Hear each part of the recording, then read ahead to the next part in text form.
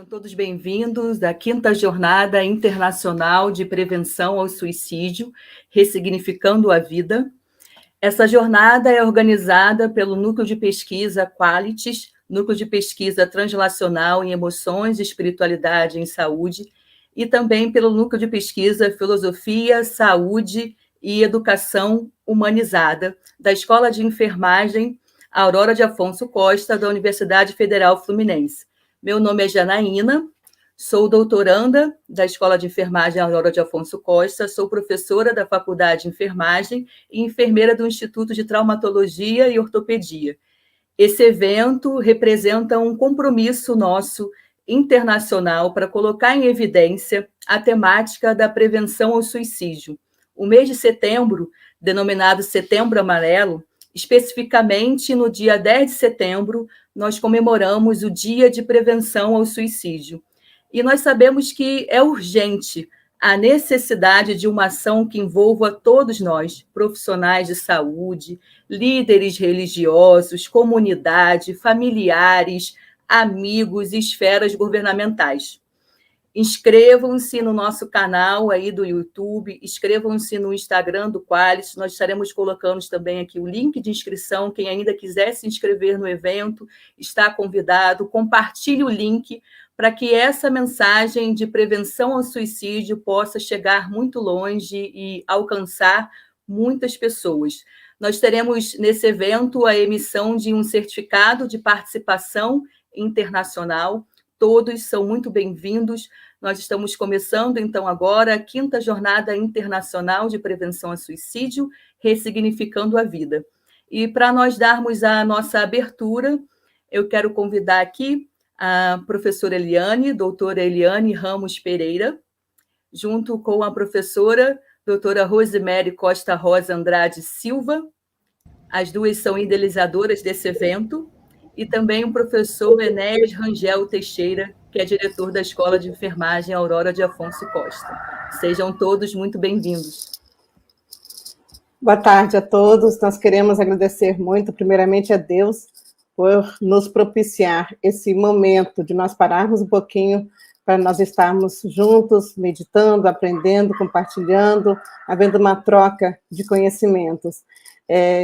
Como a professora já falou, eu sou a professora Eliane Ramos Pereira, esse é o nosso 5º evento, é um evento anual e internacional que nós fazemos através da nossa Escola de Enfermagem Aurora de Afonso Costa, da Universidade Federal Fluminense, e eu desejo a todos um excelente evento.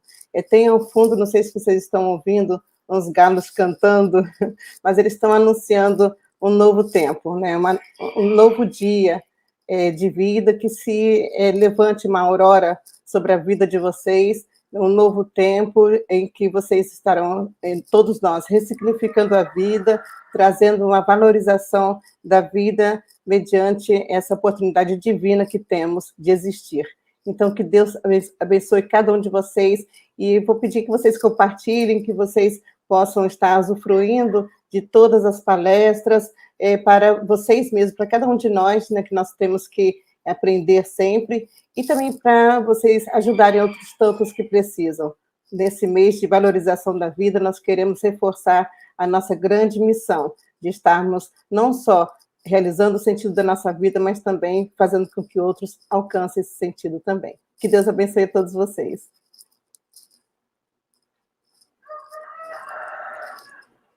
Vamos ouvir agora o nosso querido professor Enéas fazer essa a abertura também, e depois a professora Rose Rosa. O professor Enéas é nosso diretor da Escola de Enfermagem da Universidade Federal Fluminense, enfermeiro, psicólogo, e está conosco abrilhantando mais uma vez esse evento. Ele sempre está conosco em todos os eventos, né, em nossa universidade, e hoje, como diretor da Escola de Enfermagem, nós queremos dar honra dessa abertura. Bom dia a todos e a todas. Gostaria inicialmente, né, de agradecer o convite da professora Eliane Ramos e também da professora Rose Rosa, e saudar, né, aos colegas aqui presentes nessa banca, nessa abertura, saudar também a Janaína, a professora Amélia e o professor Francisco, que farão a conferência. Eu gostaria de pontuar, né, que essa é a 5ª Jornada Internacional de Prevenção ao Suicídio. Quando falamos, né, de jornada, não é, a gente lembra, não é um evento, obviamente, mas é importante que seja, de fato, uma jornada que acolha e prime pela vida. Não é? Nós estamos vivendo um momento ímpar, né, também da nossa história, que levou à mudança do estilo de vida de todo mundo, não é? Mudando as maneiras de se relacionar, a forma de trabalhar, a maneira de ensinar. Então, tendo vários aspectos, né, que mexem com a nossa dimensão subjetiva, e, ao mesmo tempo, a gente percebe que, nesse período também, tivemos um aumento também, vamos dizer assim, do sofrimento psíquico, das enfermidades psicossomáticas, dos transtornos mentais, dificuldades também nos relacionamentos, aumento da violência doméstica, né, principalmente com os grupos vulneráveis, de pessoas idosas, mulheres, crianças, e que tem gerado situações que agravam os problemas de saúde mental das pessoas, né? Até alguns autores até falam que a 3ª onda está relacionado ao aspecto mental, né, à saúde mental. E quando a gente fala da prevenção do suicídio, ao mesmo tempo, a gente afirma o propósito de apostar na vida, né? A vida que, embora temos vários avanços em termos de conhecimento científico, né, temos também as nossas crenças de vida religiosa e tudo, mas também ainda tem muita coisa misteriosa que a gente não consegue entender. Mas podemos compreender que a vida ela é única, não é? E tem sua singularidade, cada pessoa é única nesse processo, e, ao mesmo tempo que a gente fala da dimensão coletiva de prevenção, a gente fala também do resgate da pessoa nesse processo, não é? Então, todo mundo tem um valor, tanto em termos coletivos, vamos pensar como particular, e cada pessoa retrata também, reflete o universo, reflete a grande mente, reflete a grande inteligência. Então, ao mesmo tempo, estamos conectados, né? Como diz o psicólogo Jung, não é? Existe uma dimensão que escapa à nossa consciência, uma dimensão inconsciente, um inconsciente coletivo. E também, como diz o psicanalista Mate Blanco, não é? Ele fala da questão dos conjuntos infinitos, de várias conexões. Essa conexão envolve a questão do orbe terrestre, mas também outras dimensões que nós não conhecemos. Então, essa aposta na amorosidade, no bem-estar, expressa uma linha de uma fonte da qual emana a vida. Não é? Então, esse propósito ético de compreender, de ajudar, não é? De apostar na capacidade das pessoas, sempre será perene. Então, o amor, nessa perspectiva, é algo perene, é algo que perpassa, é relacionado à nossa imanência, não é? De produzir aspectos concretos no cotidiano, de prevenção do suicídio, como também na nossa transcendência, perpassando tempo e espaço. E, como diz o Edgar Morin, nós temos elementos, somos homo sapiens e também demens, não é? E que temos várias questões a desenvolver. O homem é um processo, é um vir a ser. Então, nesse processo do devir, do vir a ser, é importante que estejamos juntos.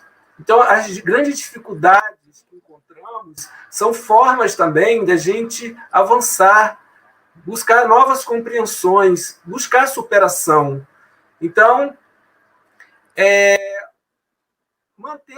se manter na vida também não é um processo fácil. A gente encontra muitas dificuldades durante a vida.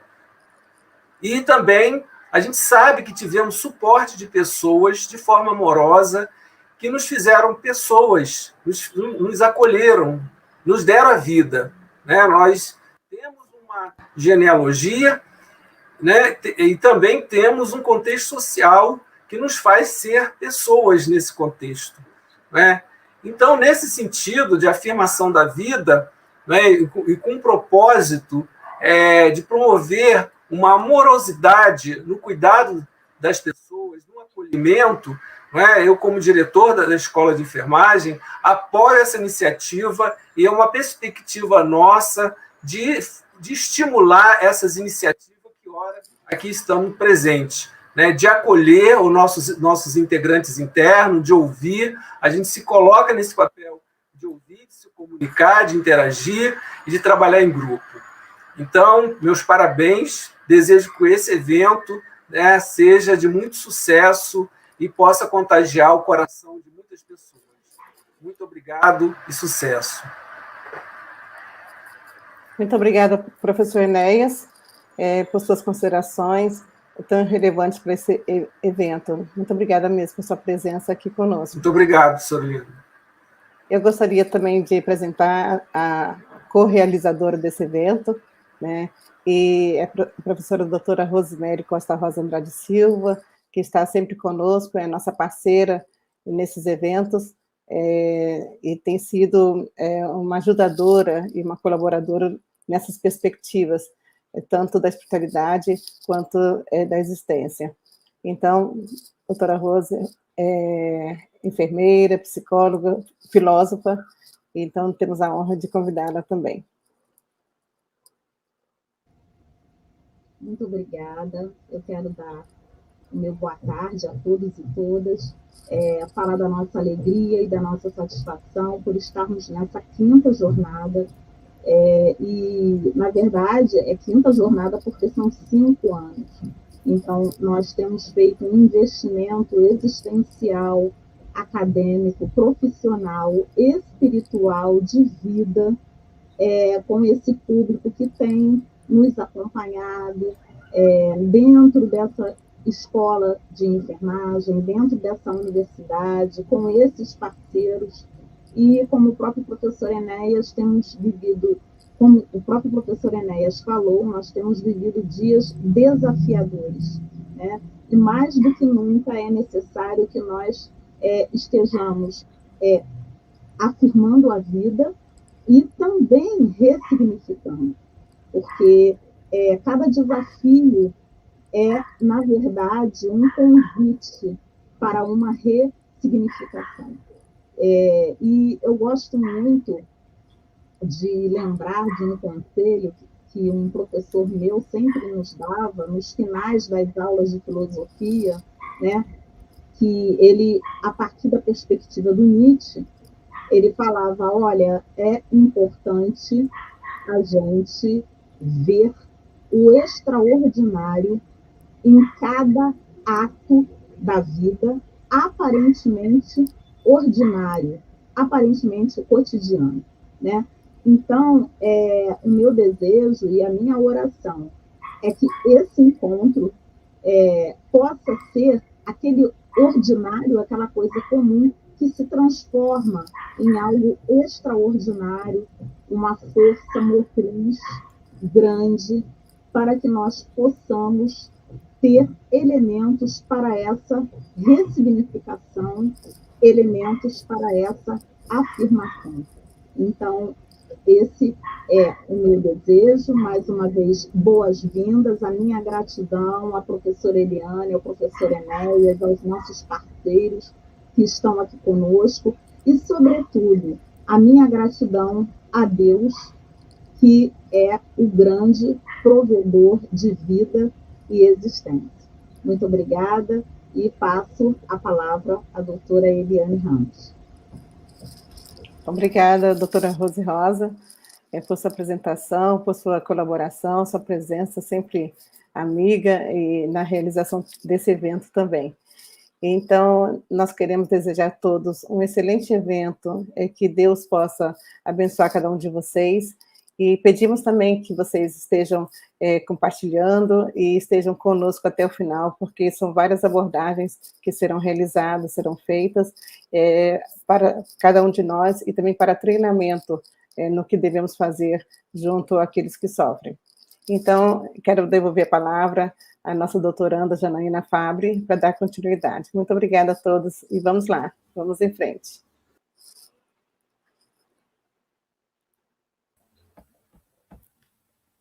Então, seguindo, dando continuidade ao nosso evento, nós teremos a nossa primeira conferência, denominada Burnout e Prevenção ao Suicídio. Então, convido o Dr. Francisco Sampaio, que irá fazer essa palestra. Ele é enfermeiro, é professor da Escola Superior Fernando Pessoa, em Portugal, tem um pós-doutoramento pela Universidade de Porto, de Portugal, doutor em Ciências de Enfermagem pela mesma universidade, mestrado em Enfermagem em Saúde Mental e Psiquiatria. Doutor Francisco, seja muito bem-vindo, é uma honra tê-lo conosco hoje. Ok, então, antes de mais, boa tarde a todos. Penso que me conseguem ouvir, certo? Sim. Bom, boa tarde a todos. Começar por cumprimentar a Janaína, que em nome da Comissão Organizadora me convidou para estar neste evento. Felicitar a organização, porque já percebi que se trata de um evento que acontece há alguns anos e de facto, esta é uma temática importante e acerca da qual vale a pena falar todos os anos, efetivamente. Cumprimentar todos os presentes, os restantes conferencistas que irão intervir a seguir a mim e dizer que a honra é toda minha, sendo português, ser convidado para um evento do Brasil, ainda por cima um país tão próximo de nós, é para mim sempre uma enorme honra e agradeço muito o facto de terem permitido este espaço a partilhas de pessoas que também são de outras realidades e de outros países. Eu vou tentar partilhar a tela. Deixem-me ver se consigo.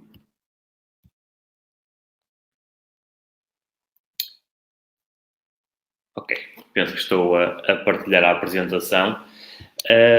Ora bem, então fui desafiado a vir aqui falar acerca do tema do burnout e da prevenção do suicídio. Vou tentar abordar esta temática de forma tão ampla quanto possível.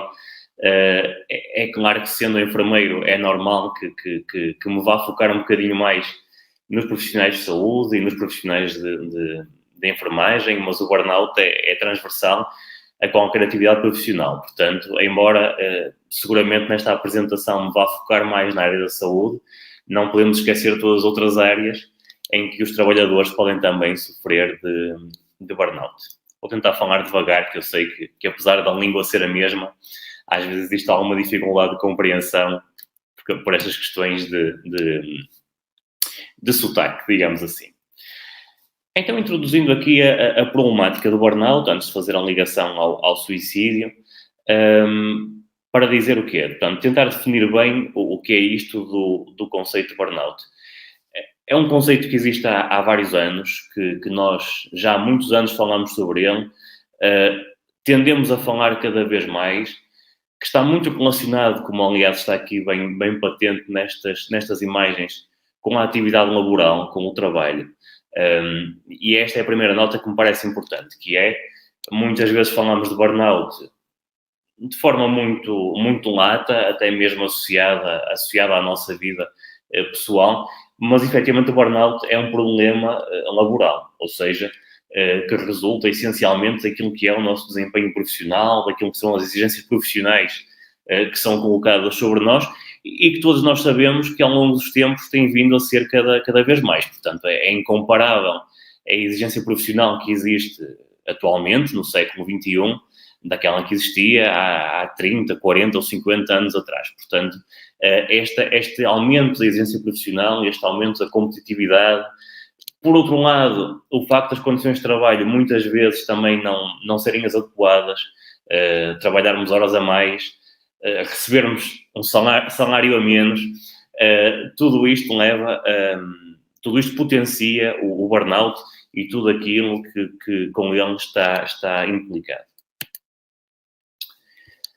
Portanto, falando aqui do burnout enquadrado na CID-11, que é, portanto, a classificação internacional das doenças, importa desde já fazer aqui um ponto prévio que é interessante, que é, na classificação internacional das doenças, o burnout não é considerado como uma condição médica. Ele é considerado como um fenómeno ocupacional. Ou seja, o burnout não é considerado por si só uma doença, é considerado como algo que existe e que decorre do trabalho e que eventualmente pode levar à doença, mas por si só ele não é considerado como uma doença. Portanto, de acordo com a CID-11, o burnout então é conceptualizado como sendo resultado do stress crónico, e eu vou falar disto mais à frente, desta ligação entre o burnout por um lado e o stress pelo outro. Portanto, o stress crónico no local de trabalho que não foi gerido eficazmente. E ele tem mais ou menos 3 dimensões.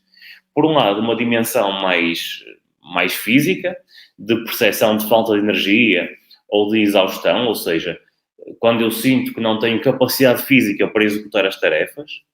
Depois, há algum distanciamento mental do trabalho. E o que é que isto significa? Que eu tento não pensar no trabalho, eu tento afastar-me mentalmente do trabalho. E obviamente, isto depois também tem implicações naquilo que é o meu desempenho em termos laborais. Ou até mesmo algum negativismo ou cinismo. Eu gosto muito deste termo cinismo, mas ele aparece, de facto, muito associado ao burnout, associado ao trabalho. E, finalmente, eu diria finalmente e, consequentemente, à redução da eficácia laboral. Ou seja, toda esta sintomatologia conduz naturalmente a que nós, em termos de trabalho, sejamos menos eficazes, menos produtivos e que, portanto, tenhamos um pior desempenho. O burnout no DSM-5, que, como vocês sabem, é outra classificação, neste caso, de doenças psiquiátricas da Associação Psiquiatria Americana, bem, como está aqui nesta imagem, é uma miragem. Ou seja, enquanto que na CID-11, embora não classificado como doença, ainda existe o cuidado de se abordar o burnout enquanto fenómeno ocupacional, no DSM-5 o burnout é um conceito totalmente inexistente. Ou seja, não tem sido valorizado nem enquanto doença, nem enquanto outra coisa qualquer, sob o ponto de vista, ou pela classificação, neste caso, americana. E este é um problema significativo. Depois, dizer-vos que, em termos de conceptualização teórica do burnout, nós temos aqui uma coisa que em Portugal será quase uma pescadinha de rabo na boca, digamos assim. É assim que se diria em bom português. Ou seja, temos aqui um fenómeno, portanto, multidimensional, em que o burnout é encarado como um fenómeno, ele não é encarado por si só como uma doença, mas ele é claramente visto como algo que pode gerar doença mental. Ok? Portanto, não é uma doença por si só, mas potencia o aparecimento de doença mental. E há aqui um outro vértice neste esquema que eu aqui não trago, mas que poderia existir, que era a dimensão do stress. Ok? Portanto, o burnout é um resultado da acumulação de stress, portanto, é uma exaustão decorrente do stress acumulado no trabalho ao longo do tempo, e é esta exaustão, esta acumulação excessiva de um stress crónico que é potenciadora da doença mental, embora não conduza necessariamente à doença mental. Ou seja, há pessoas que sofrem fenómenos de burnout, mas que dali não decorre qualquer doença mental. Portanto, importa separar bem estas duas águas. Ora bem, em termos de sinais e sintomas do burnout, os sinais mais físicos ligados à exaustão, eu já os abordei. Podem incluir, para além daquilo que eu disse há pouco, também podem incluir dor, problemas gastrointestinais, seja diarreia, seja obstipação, que no Brasil se diz constipação. Em Portugal, constipação é outra coisa. E, portanto, podem provocar dor ou podem provocar problemas gastrointestinais e esta questão da dor merece aqui até algum ênfase, porque nós muitas vezes esquecemos que os fenómenos psicológicos podem provocar dor física, mas efetivamente isto pode acontecer e devemos ter muito cuidado com o estigma que às vezes associamos a este tipo de fenómeno. Temos muita tendência a dizer que alguém com problema psicológico que relata dor está a ser apelativo ou demonstrativo, ou como quiserem chamar, e muitas vezes não é assim. Efetivamente, os fenómenos psicológicos podem provocar sintomas psicossomáticos, neste caso, dor física.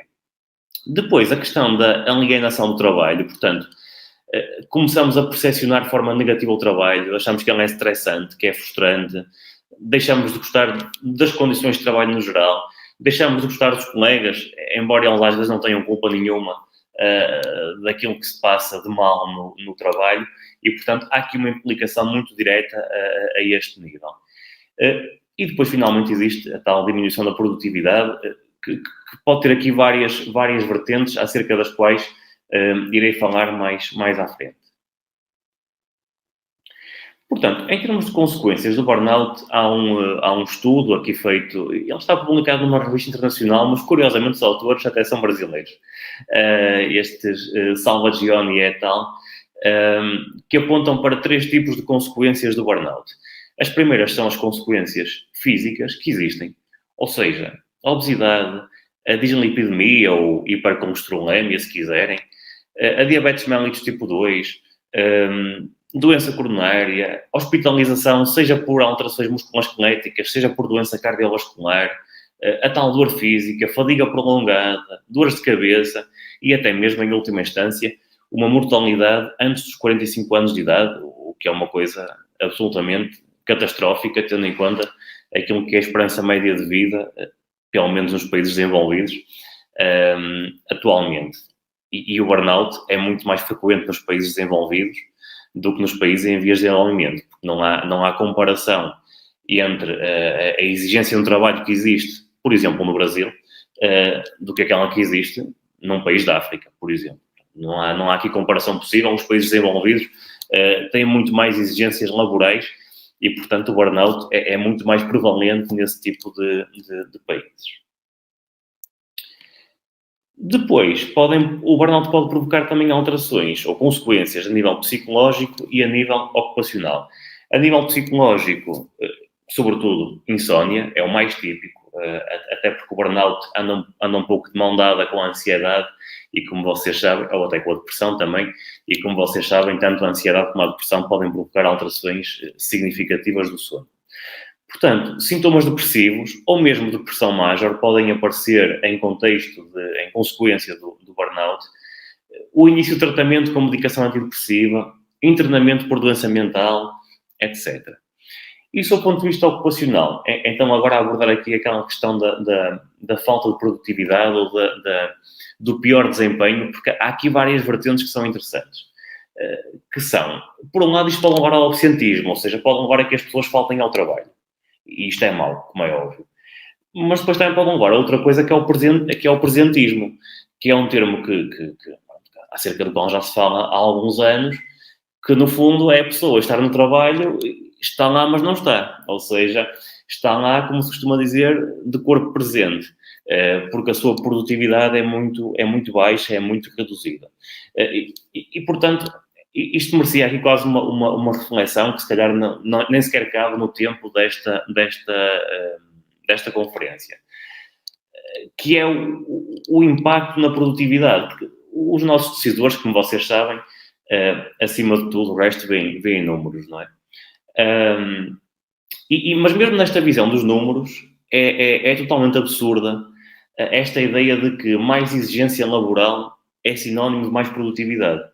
Isso não acontece. Ou seja, mais exigência laboral muitas vezes portanto, leva a situações de burnout, por exemplo, e o burnout leva a que as pessoas fiquem em casa ou que as pessoas vão trabalhar e não façam nem metade daquilo que poderiam fazer se estivessem bem.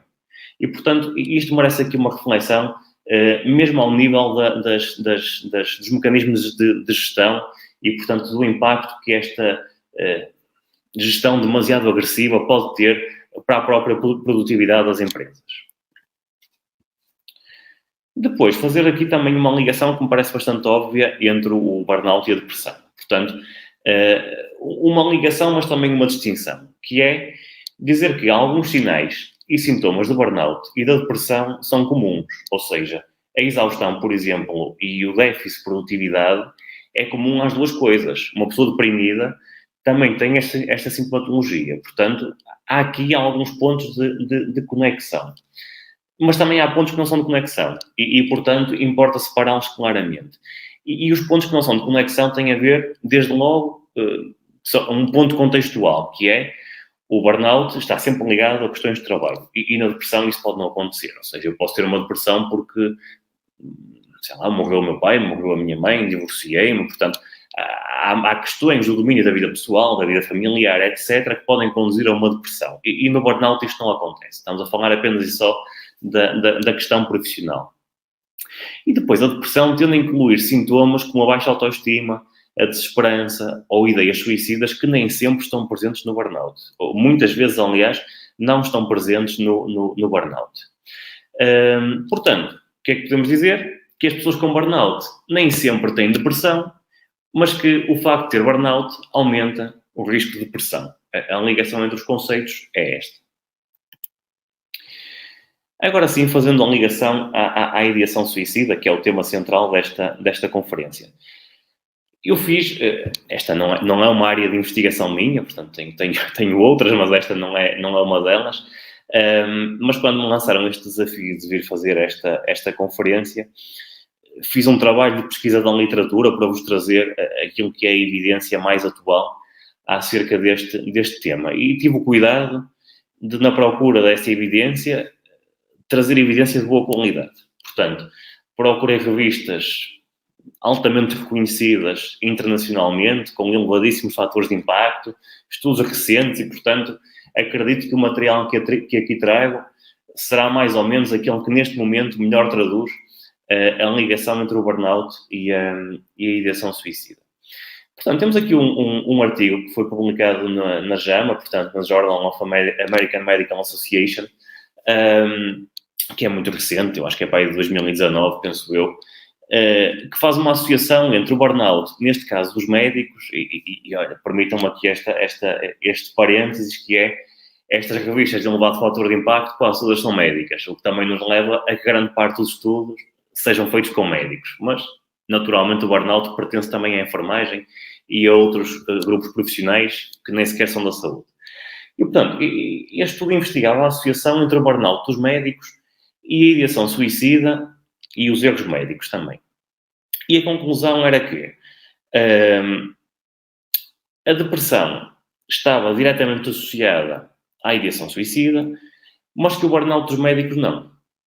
Ok? Ou seja, havia uma ligação entre a depressão e a ideação suicida, isto claramente, ou seja, de facto, era comum existir esta conexão, mas não havia uma ligação direta entre o burnout e a ideação suicida. Okay? Por outro lado, havia isso sim, isto agora é um extra, mas pronto, uma ligação entre o burnout e os erros médicos. Ou seja, as pessoas em burnout tendiam a cometer mais erros na sua prática clínica, com as consequências que isto tem, naturalmente, para os utentes, para os pacientes. Depois, também fui ver aqui uma revisão sistemática da literatura com meta-análise, acho que penso que estava publicado na revista Polozoan, se não me engano, que falava acerca do suicídio em médicos, mas também em outros profissionais de saúde. E o que é que eles diziam? Diziam que, de facto, os profissionais de saúde até eram, nomeadamente os médicos, eram uma profissão de risco no que diz respeito ao suicídio, em particular as mulheres, curiosamente. E digo curiosamente por uma razão simples, que é, como vocês sabem, os comportamentos, ou melhor, os comportamentos suicidários ou autolesivos são muito mais frequentes em mulheres, mas os suicídios efetivados são mais frequentes em homens, porque os homens usam métodos mais violentos e, portanto, habitualmente acabam por ter mais eu não gosto de dizer sucesso, porque isto é um termo muito, muito macabro, mas acabam por ser mais eficazes, digamos assim, nas suas tentativas de suicídio do que as mulheres. Apesar de tudo, isto é uma notícia boa, a taxa de suicídios em médicos tem vindo a diminuir ao longo do tempo, sobretudo ou especialmente na Europa. E depois também há aqui uma conclusão interessante deste estudo que diz que esta alta prevalência de suicídios na classe médica, bem como de ideação suicida, poderia beneficiar de estratégias preventivas feitas no local de trabalho. O que também nos dá aqui uma perspectiva interessante sobre o impacto que as alterações no local de trabalho podem ter na redução das taxas de suicídio e de ideação suicida. Depois, mais uma vez, este estudo eu penso que é de 4 de setembro de 2021, portanto, isto exatamente está ali. Portanto, e é da revista Lancet, por isso mais recente seria quase difícil. E quase corrobora aquilo que já era dito ali atrás, ou seja, que mais uma vez, os médicos têm um elevado risco de suicídio, particularmente os médicos do sexo feminino. E reforçam também esta ideia de que começa a existir um consenso emergente de que alguns aspectos da formação médica, portanto, vamos falar aqui da componente educativa, da componente de escola, condições de trabalho e apoio organizacional são inaceitáveis. Ok?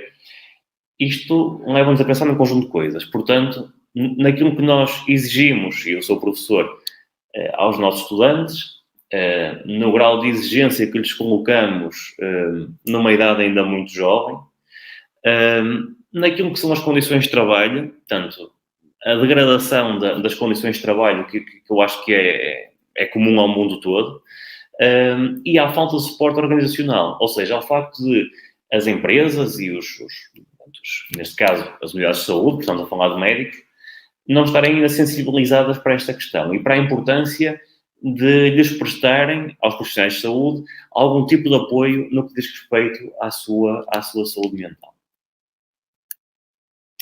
E, portanto, como é que podemos interpretar estes 3 estudos? Portanto, cruzando-os todos, que interpretação é que podemos fazer? Portanto, aquilo que concluímos é que o burnout, por si só, parece não aumentar o risco de suicídio. No entanto, aquilo que nós sabemos é que o burnout aumenta o risco de depressão e que, aí sim, existe uma ligação direta entre a depressão e o suicídio. Portanto, podemos dizer que, não diretamente, mas indiretamente, o burnout pode concorrer para o aumento do risco de suicídio.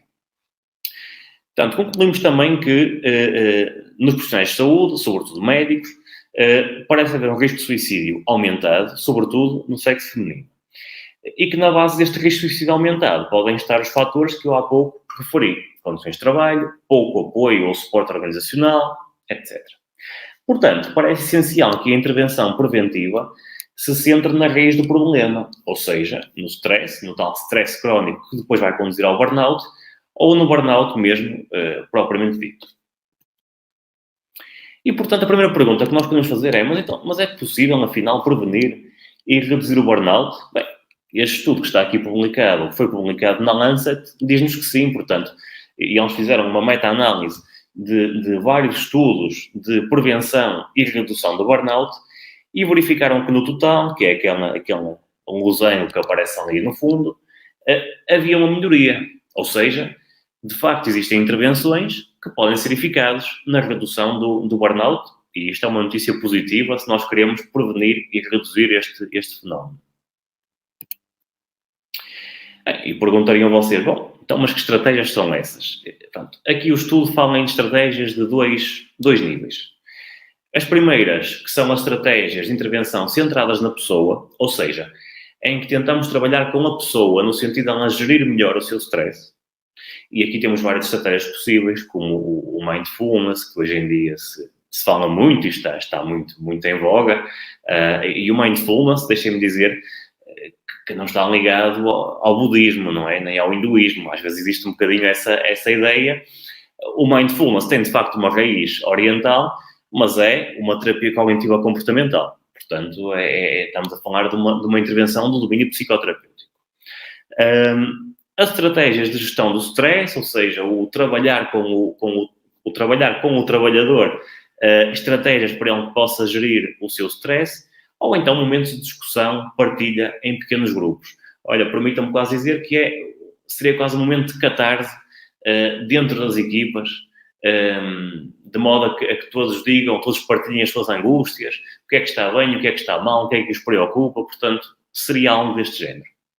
Depois, falam também de intervenções de domínio mais organizacional, ou seja, já não centrado na gestão do stress, mas centrado mais naquilo que é a melhoria das condições de trabalho. E, portanto, uma das intervenções que aparecia aqui no estudo era a limitação do número de horas de trabalho. Ou seja, fizeram uma experiência, um dos estudos incluídos nesta revisão sistemática fazia uma experiência de que o trabalhador nunca poderia ultrapassar aquele número de horas de trabalho por dia ou por semana. E isto, de facto, tinha um impacto positivo na prevenção e na redução do burnout. Bom, daqui resulta a pergunta, bem, temos aqui estratégias de 2 níveis, mas então, afinal, quais é que são as melhores? Bom, e em relação a esta pergunta, não há resposta. Portanto, não existe evidência que permita identificar quais é que são as estratégias mais eficazes, quer na prevenção, quer na redução.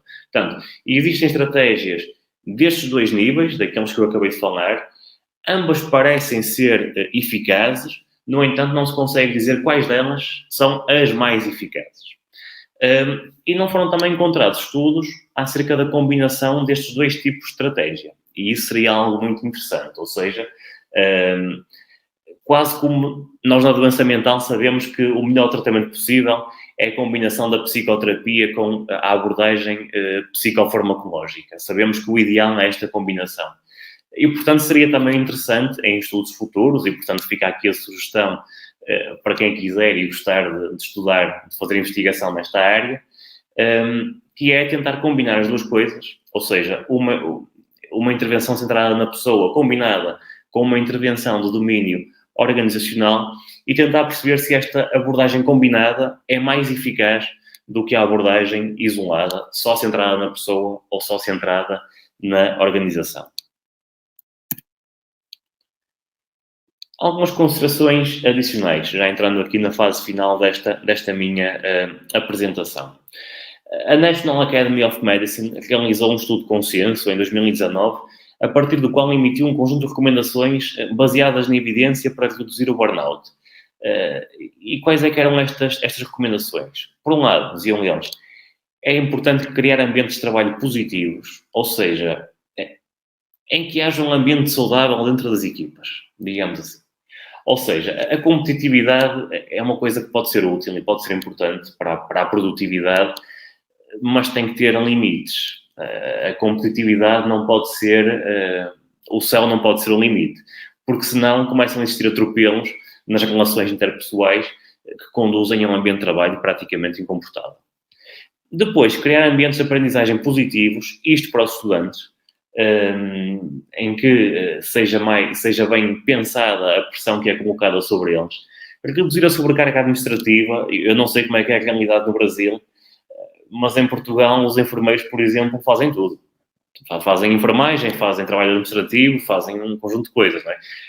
Existem administrativos, atenção, mas há muito trabalho administrativo que é feito pelos enfermeiros, que é feito pelos médicos e, portanto, muita burocracia que lhes retira tempo para estar com os utentes e que faz com que eles se sintam menos satisfeitos no trabalho. Depois, disponibilizar soluções tecnológicas que possam ajudar ao exercício profissional, providenciar apoio e suporte ao nível emocional, ao nível de saúde mental, tanto aos profissionais de saúde como aos estudantes, e investir na investigação. É importante investigar acerca do bem-estar profissional. Nós fazemos muita investigação ainda muito centrada na prática clínica, na melhoria dos cuidados, mas também importa investigar acerca do bem-estar dos profissionais, porque profissionais sem saúde mental também não são capazes de prestar cuidados adequados aos seus utentes. Mais algumas considerações, estas de domínio mais económico, fazendo até ponto com aquilo que eu disse quase no início desta apresentação.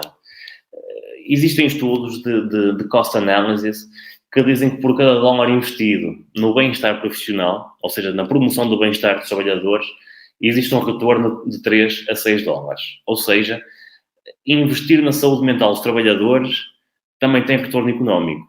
O retorno em saúde, isso toda a gente sabe que tem, mas também tem retorno económico. E importa que esta mensagem fique muito clara e seja passada de forma muito, muito consciente aos decisores políticos. Por exemplo, a Universidade de Ohio, nos Estados Unidos, foi a primeira a criar o cargo de Chief Wellness Officer, ou seja, uma espécie de responsável pela gestão do bem-estar. E este investimento no bem-estar já teve resultados tanto na melhoria da saúde dos docentes, como dos não docentes, como dos estudantes, quer na redução da necessidade que estes tiveram de ter acesso a cuidados de saúde durante 3 anos consecutivos. Ou seja, a partir do momento em que este cargo foi criado, houve uma melhoria evidente da saúde e da necessidade de acesso a cuidados durante os 3 anos seguintes por parte de todos os profissionais desta universidade. E estes dados são muito importantes, porque só assim a conseguimos convencer os decisores políticos de que isto faz sentido. Uma reflexão final, e este é o meu último slide para cumprir os 30 minutos que me deram, acerca da pandemia da Covid-19. Eu não queria centrar muito minha apresentação na pandemia, mas só queria deixar só isto em nota de rodapé, que é a pandemia da Covid-19 levou-nos ao confinamento, o confinamento levou-nos ao teletrabalho, e o teletrabalho, que no início parecia uma coisa extraordinária, veio a revelar-se uma tragédia para a nossa vida profissional. Porque começou a existir uma coisa que antes não existia, que era uma sobreposição evidente entre o tempo da minha vida pessoal e o tempo da minha vida laboral. De repente, nós começamos a morar com o nosso marido, com a nossa esposa, com os nossos filhos, tê-los à nossa volta e estar em reunião, ou estar a dar aulas, ou estar a trabalhar noutra coisa qualquer. E isto é muito complicado. Fazer esta distinção da vida pessoal e da vida profissional em teletrabalho é muito complicado e levou a um aumento de exigência laboral tremendo. Portanto, quantos de nós não demos por nós a ter reuniões às 9 da noite ou às 10 da noite, online, porque até era a melhor hora para todos. E, portanto, isto é um problema. É um problema significativo, com impacto na saúde mental das pessoas, e todos nós sabemos que o impacto na saúde mental muitas vezes é sinónimo de aumento do risco de suicídio. E, portanto, devemos pensar muito bem nisto, nesta questão da pandemia, que, se tudo correr bem, daqui a algum tempo há de melhorar, mas enquanto isso não acontecer, temos que pensar muito bem nas estratégias que adotamos durante este período. E pronto, coloco-me ao vosso expor para as questões que queiram colocar, e mais uma vez agradeço o convite e agradeço a oportunidade de fazer esta apresentação. Muito obrigado. Professor Francisco, muito obrigada pela sua fala, ficamos muito felizes com a sua participação e dizer que nós temos muitas semelhanças aqui no Brasil com o que foi colocado, né?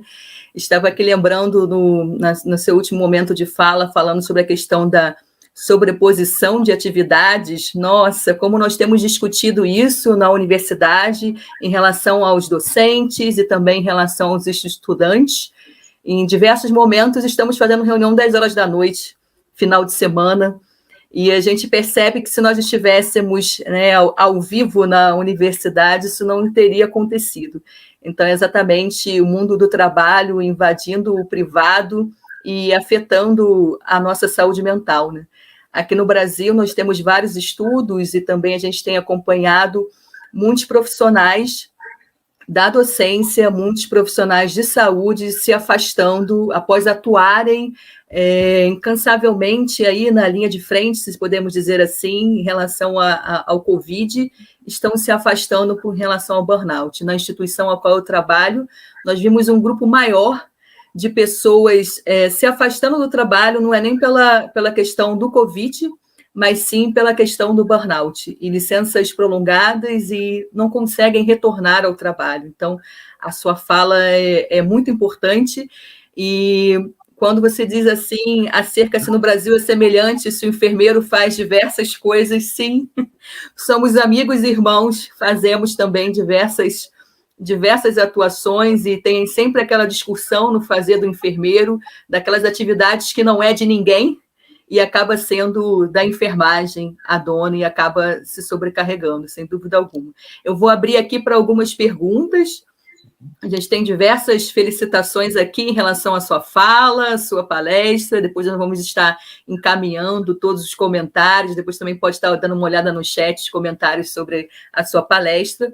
Mas tem algumas perguntas aqui que nós queríamos colocar para que pudesse esclarecer, né?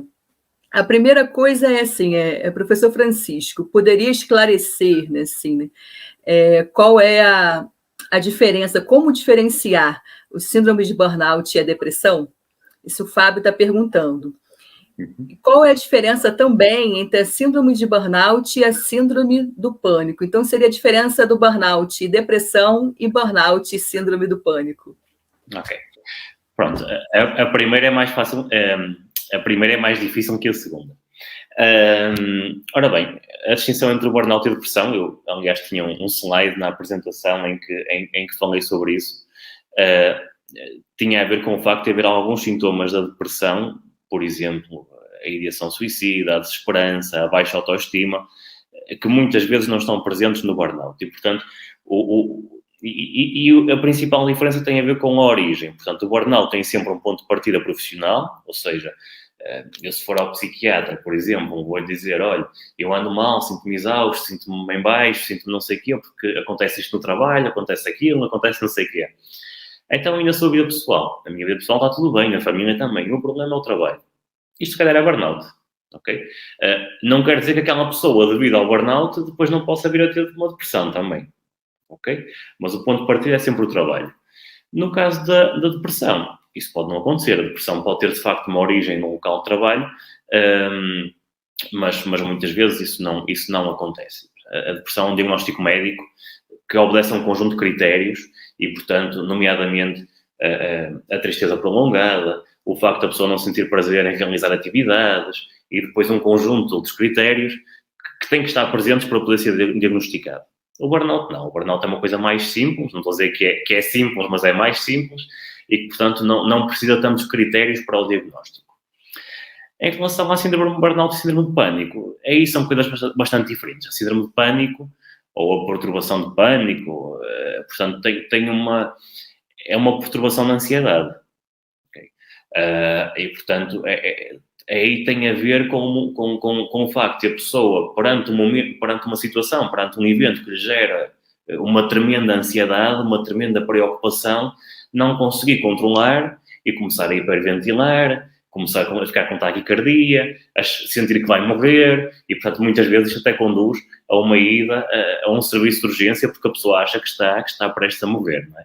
E, portanto, a síndrome de pânico leva a estas alterações que são de momento, não é? Que têm um grande impacto na pessoa, mas são de momento. O burnout não. O burnout não tem este tipo de sintomatologia, é muito mais parecido com a depressão. Leva a que a pessoa se sinta mal ao longo do dia, da vida, por causa do seu ambiente de trabalho.